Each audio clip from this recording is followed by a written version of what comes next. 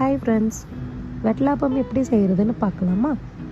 First தேவையான பொருட்கள்: ஏலக்காய், முந்திரி, முட்டை, சுகர்.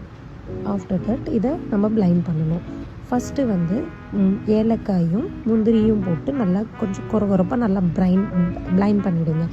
ஆஃப்டர் தட் முட்டை அப்புறம் சுகர் போட்டு நல்லா பிளைண்ட் பண்ணிவிட்டு அதை எடுத்து வடிகட்டிடுங்க.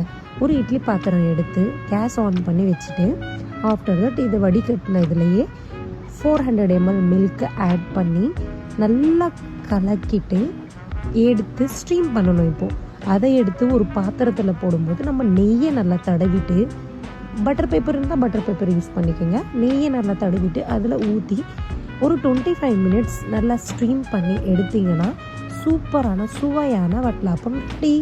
இதை நீங்கள் ஈஸியாக வீட்டிலேயே செஞ்சு சாப்பிடலாம்.